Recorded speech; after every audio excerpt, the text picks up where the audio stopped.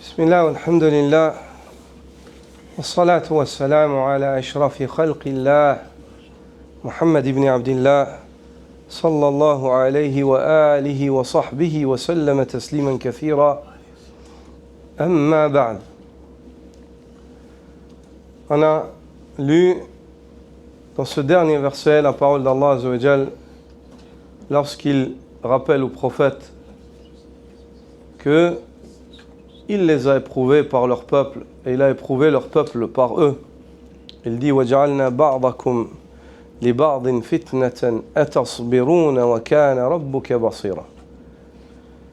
Et nous fîmes de vous les uns pour les autres une épreuve afin de mettre en évidence votre patience. Combien est-ce que vous allez patienter?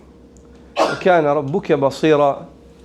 Et ton Seigneur voit parfaitement vos actes. Il voit ce que vous faites.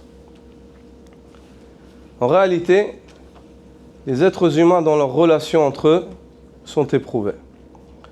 Yubtala al-mu'minu bil-kafir wal-kafir bil-mu'min. Allah met à l'épreuve le croyant avec le mécréant avec le croyant.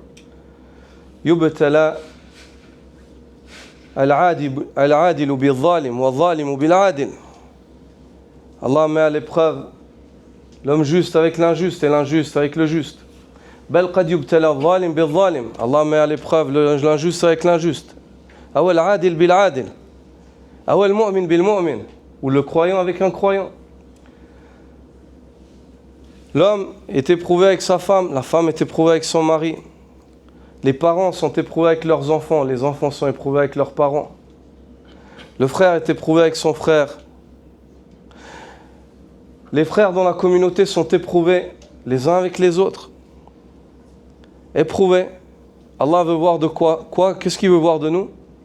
Atasbirun. Est-ce que vous êtes patient?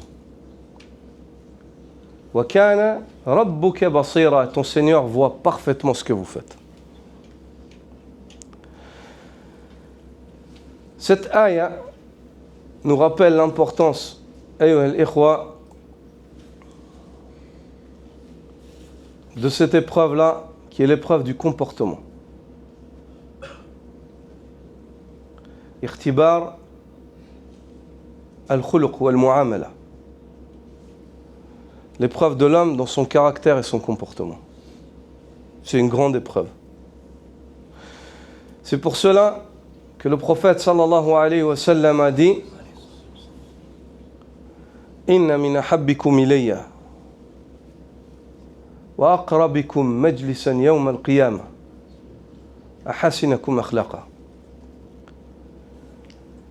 Ceux parmi vous qui seront les plus proches de moi, ceux parmi vous que j'aime le plus et qui seront les plus proches de moi يوم القيامة, ce sont ceux qui ont les meilleurs comportements. أحسنكم أخلاقا. Et pour avoir un bon comportement, tu es obligé d'être patient. Il n'y a pas. يعني حسن الخلق لا ينبني إلا على الصبر أولا. يصدر من صبر.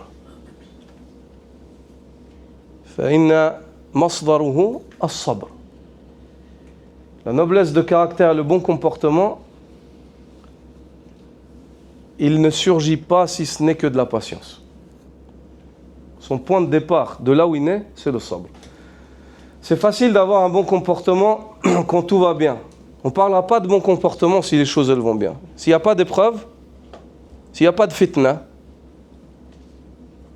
ما في يعني لا يحكى عن حسن خلق يعني. لا يظهر حقيقة حسن خلق الرجل إلا عند الابتلاء. Et la réalité du bon comportement de l'homme, elle ne se voit pas si ce n'est dans l'épreuve.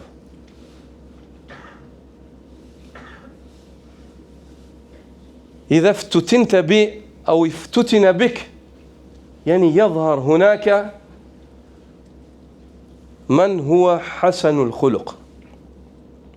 Lorsque l'homme il est éprouvé avec toi et toi tu es éprouvé avec lui, à ce moment-là, c'est là que va surgir qui d'entre vous a un bon caractère. Quand on est là on est assis, on mange, on boit, on passe du bon temps. C'est facile d'avoir un bon comportement entre frères. C'est lorsqu'on a des différends ou des points où on n'est pas d'accord, ou une querelle, c'est là où on va voir qui est vraiment un bon comportement. Lorsqu'il y a une fitna. S'il n'y a pas de fitna, c'est facile de se dire, celui-là il a un bon comportement. À la mosquée, ici, on se voit, on est tous des bons garçons. Inch'Allah.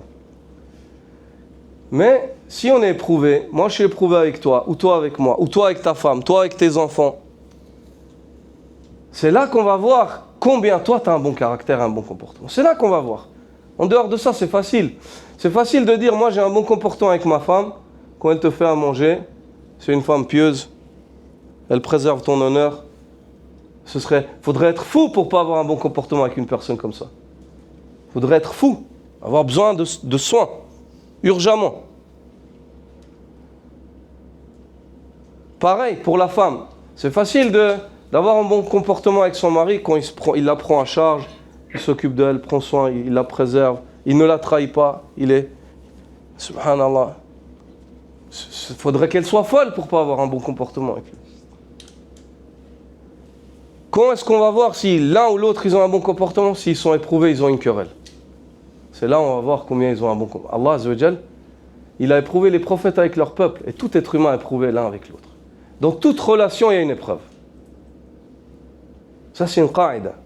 Parce qu'Allah Azza wa Jal a créé ce dunya liyabluwakum ayyukum ahsanu amala, afin de vous mettre à l'épreuve. Qui est celui d'entre vous qui est meilleur en œuvre? Quand tes parents ils te donnent un ordre en tant qu'enfant, t'es éprouvé, puis ça va contre tes désirs. T'es éprouvé. C'est une épreuve. C'est là où on va voir ton husn al-khuluq, ton bon comportement. Est-ce que tu obéis, malgré le fait que c'est pas facile? Peut-être tu as l'impression qu'ils ont tort, mais tu vas contre toi. Si c'est pas haram et puis ça ne te nuit pas à ta santé, tu vas contre toi, tu obéis. C'est là où on va voir. Ou deux frères, ils font un commerce, ils ont un différend entre eux. C'est là où on va voir s'ils ont un bon comportement. S'ils cherchent la vérité ou bien ils cherchent juste à avoir raison, à tirer la corde de leur côté. Ils veulent savoir, dis-nous qu'est-ce qui est juste. Ce qui est juste, on va le faire. C'est là où on va voir les vrais hommes.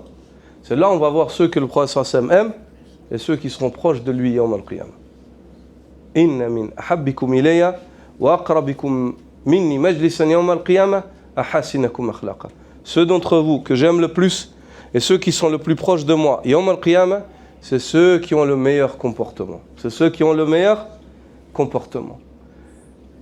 Et le comportement, ayyuha al-ikhwa, Al-Hassan al-Basri a évoqué 3 fondations sur le bon comportement. Il a dit Kafful adha wa badlun nada wa talaqatul wajh. Il a dit en premier lieu, le bon comportement, c'est de ne pas faire du mal. Avant d'essayer de faire du bien aux gens, ne fais pas de mal. Certaines personnes, ils veulent faire du bien, mais après, en faisant ce bien, ils se fâchent, ils font du mal avec ce bien. Ils se fâchent et ils se contrôlent plus parce qu'ils se sont trop éprouvés, puis ils font du mal. C'est mieux que tu fasses pas. Première chose, dans Husn al-Khuluq, kafful adha, ne pas faire de mal. Pour un bon comportement, ne fais pas de mal aux gens. Ensuite, si tu arrives, fais le bien. Et ensuite, le minimum à ne pas négliger quand tu rencontres les gens, rencontre-les avec un visage dégagé. Pas qu'ils se disent qu'est-ce qu'il a quelque chose contre moi. Pas ouvrir la porte au shaitan. Ça coûte rien, un sourire. Comme dit le prophète sallallahu alayhi wa sallam, le fait que tu souris au visage de ton frère, c'est une aumône pour toi. C'est le strict minimum. Et pas regarder les gens comme si tu es un serial killer. Je vais les tuer. Hein? Le minimum, ça coûte rien, un sourire. Et le prophète sallallahu alayhi wa sallam, il était souriant. Quand les gens le voyaient, son visage, il donnait envie de le rencontrer, de s'asseoir avec lui. Quand tu étais triste, si tu le voyais, ton visage, il te rendait, il dissipait ta tristesse, il te motivait. Si tu étais abattu, pas motivé, quand tu le voyais, ça te motivait. Il était comme ça, sallallahu alayhi wa sallam. Et ça, c'est ce qui nous a été demandé. Et si tu veux une règle, ya akhi, pour atteindre le bon comportement, si tu veux une règle, une seule règle, une qaïda, c'est قاعدة ذهبية لتحسين المعاملة والخلق مع الغير. Une règle en or pour améliorer ton comportement avec autrui. هو قول النبي صلى الله عليه وسلم أحب للناس ما تحب لنفسك تكن مؤمنا. Aime pour les gens ce que tu aimes pour toi, tu seras un bon croyant. Avant de parler avec cette personne, quand tu te querelles avec elle, réfléchis. Dis si moi je serais à la place de ma femme, est-ce que j'aimerais qu'on me parle comme ça? Ou si cette femme-là, ce serait ma fille, est-ce que j'aimerais que son mari lui parle comme ça? Simple. Ça, les frères, celui qui a atteint ce degré-là, Allahumma barik. Celui qui a atteint ce degré-là, je le félicite, wallah. Il a atteint le degré du iman. Quand tu parles avec cette femme, tu dis, c'est ma fille, est-ce que j'aimerais que son mari lui parle comme ça? Et toi, ma sœur, quand tu parles avec ton mari, dis, si c'est mon fils, est-ce que j'aimerais que sa femme, elle lui parle comme ça? Ça va tout de suite mettre les pendules à l'heure. Et tu vas t'approcher de l'équilibre et de l'équité, Inch'Allah. Quand tu parles à ton enfant, dis, est-ce que j'aurais aimé que mon père il me parle comme ça? Quand tu parles à ton père, tu dis, est-ce que j'aimerais que mon enfant demain il me parle comme ça? Quand tu parles à ton frère à la mosquée, tu dis, est-ce que j'aimerais que mon frère il me parle comme ça? Et moi, en tant qu'imam, quand je parle à mes fidèles, je dirais, est-ce que j'aimerais qu'un imam il me parle comme ça? Et vous, quand vous parlez à l'imam, vous dites, est-ce que j'aimerais, si moi j'étais imam à sa place, qu'on me parle comme ça? Si on règle toutes les choses avec ce hadith-là, ça règle toutes nos relations, si on est sincère, et on met en pratique. سبحانك اللهم وبحمدك أشهد أن لا إله إلا أنت أستغفرك وأتوب إليك.